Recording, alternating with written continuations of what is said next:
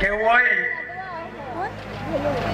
તો સવાર સુધી પણ રંગપુરની વાત કરીએ તો ચાલે, એટલી બધી લાંબી કહાણી છે.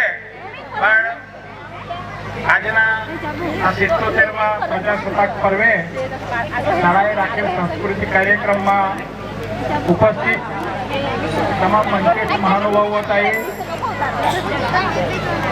શાળાનો તમામ સ્ટાફ, એસએમસી, ગામના સરપંચશ્રી, ઉપસ્થિત આમંત્રિત મહેમાનો અને ખાસ કરીને શાળાના ભૂલકાઓ.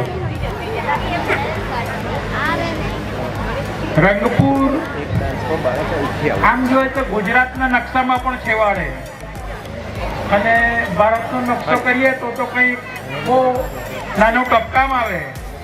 પણ રંગપુર અત્યારે તાલુકો, જિલ્લો, રાજ્ય, દેશ અને કદાચ ખોટું ન કહ્યું તો આપણા જે વર્લ્ડના એનઆરઆઈઓ છે કે બીજી એવી એક્ટિવિટી છે એને પણ રંગપુરની નોંધ લીધી છે.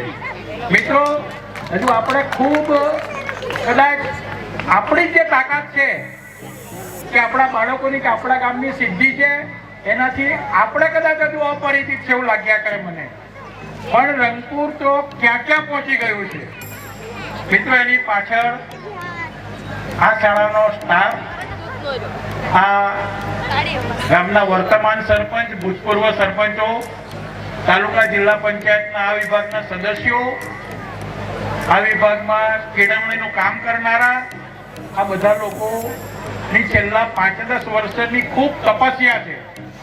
અને નીતિનભાઈ નવસારીથી જ્યારે રંગપુર આવ્યા અને પછી જે રંગપુરે સ્પીડ પકડી, એ સ્પીડ કદાચ હવાઈ જહાજની માફક ચાલી, સુરેશભાઈ. અને તમે જુઓ, સતત વિજ્ઞાન મેળો હોય કે ઇનોવા ફેસ્ટિવલ હોય કે કોઈ પણ સિદ્ધિ, રંગપુર કદી પાછળ પડ્યું કે નંબર વગર રહ્યું એવું કદાચ મારી નોંધમાં નથી. મારી આ 37 વર્ષની માસ્ટરની નોકરીમાં છેલ્લા 15-20 વર્ષમાં તાલુકા, જિલ્લા, રાજ્ય અને રાષ્ટ્રીય કક્ષા સુધી રંગપુરની સિદ્ધિ છે. અને તમે જોયું કે મોટા અધિકારી કેવી નોંધ લઈ. અત્યારે છેલ્લે 3-4 મહિના પહેલા આખા ગુજરાત રાજ્યના એસએસએના આઈએસ ઓફિસર આવેલા. આઈએસ ઓફિસર એટલે બહુ મોટી કસોટીમાંથી પસાર થઈને ઓફિસર બનેલા. એને જોયું કે આ શાળામાં તો બધા ડીડીઓ, કલેક્ટર અને આઈએસ ઓફિસરની જ વિઝિટ છે. તમે વિચાર કરો કે આ નવસારી જિલ્લાનો કોઈ ડીડીઓ, કલેક્ટર આપણી શાળામાં આવવા વગર બાકી નહીં. છેલ્લા જેટલા કલેક્ટર કે ડીડીઓ હોય એની નિમણૂક થાય અને એને ખબર પડે એટલે તરત કહે કે મારે રંગપુર શાળાની મુલાકાત લેવી છે. સ્ટેટ પણ આવી ગયું અને ગુજરાતની આ તમામ તાલીમ ભવનો, જેને કહીએ આપણે, એ પીટીસી કોલેજોના મુલાકાતીઓ ચાલુ જ છે. પાઠકભાઈ ઘણી વાર તો ના કહેવી પડે કે ભાઈ અત્યારે થોડુંક કામ છે, તમે પછી મુલાકાત લેવું. એટલે આખા ગુજરાતમાં અને દેશભરમાં રંગપુરનું નામ ગુંજતું કર્યું છે. હવે જે પરિસ્થિતિ નિર્માણ થાય તેના માટે આપણે બધાએ એક થઈને સ્ટાફને કે શાળાને કે બાળકોને જે પણ જરૂરિયાત હોય, જે પણ મદદ કરવી પડે એ આપણાએ તન, મન, ધન જેવી આપણી શક્તિ એ પ્રમાણે આપણે એમને પ્રોત્સાહન કરવાનું છે, સપોર્ટ કરવાનો છે. ભાઈ શ્રી પાઠકભાઈએ કહ્યું કે આજે વાર્ષિક સંમેલન છે, એનો મુખ્ય હેતુ છે કે શાળા પાસે બહુ મર્યાદિત જમીન છે અને મર્યાદિત જમીનમાં સ્ટ્રક્ચર પણ ઊભું થઈ ગયેલું છે. પણ હું માનું કે 1 ઇંચ પણ જમીનનો ઉપયોગ કરેલો છે. 1 ઇંચ જમીનમાં પાઠકભાઈ આ સંકુલમાં તમે બધા સાક્ષી છો, 1 ઇંચ જમીન છોડેલી નથી. એને વેસ્ટમાંથી બેસ્ટ તરીકે ઉપયોગ કરેલો છે. આ જે સપનું છે એ આ ગામ માટે જ લાંબા ગાળાના ભવિષ્ય માટેનું છે કે આ એક ગ્રાઉન્ડ મળી જાય તો શાળા સાથે શાળાને સરસ મેદાન મળી જાય.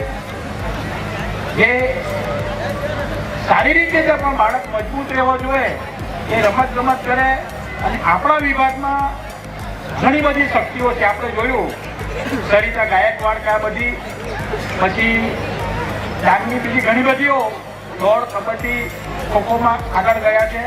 તો નીતિનભાઈ સાથે ઘણી વખત ચર્ચા છે તો કહી કે સાહેબ એક બાજુની જમીન જો પડી જાય તો બીજી બધા ક્ષેત્રે તો અમે આગળ છે જ, પણ સ્પોર્ટમાં બી થોડાક અમે આગળ વધીએ.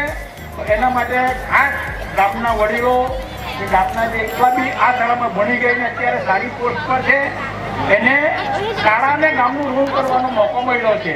તો આમાં આપણા તરફથી જેટલું પણ યોગદાન કરી અને આ જમીન માલિક છે એને પણ એનું પૂરું વળતર મળી રહે અને શાળા માટે આ જમીન મળી જાય એવા પ્રયત્નો આપણે બહુ સાથે સહિયારે મળીને કરીએ તો એક ખૂબ જ રૂડું કેમ્પસ થઈ જશે.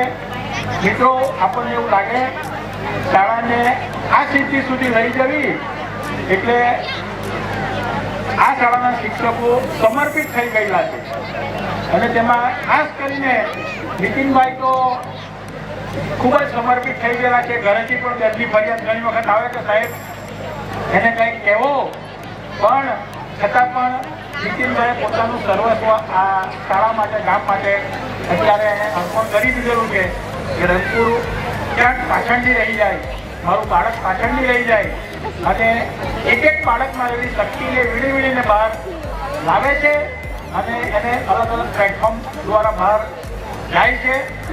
હવે જેમ જેમ નીતિનભાઈ આગળ જાય છે, સિદ્ધિઓ મેળવે છે, તેમ તેમ ગામને, સમાજને, સરકારને પણ અપેક્ષા વધતી જાય છે કે હજુ કંઈક સારું થાય, હજુ કંઈક સારું થાય. એટલે એ દિશામાં સમગ્ર સ્ટાફ ખૂબ રાત દિવસ મહેનત કરે છે.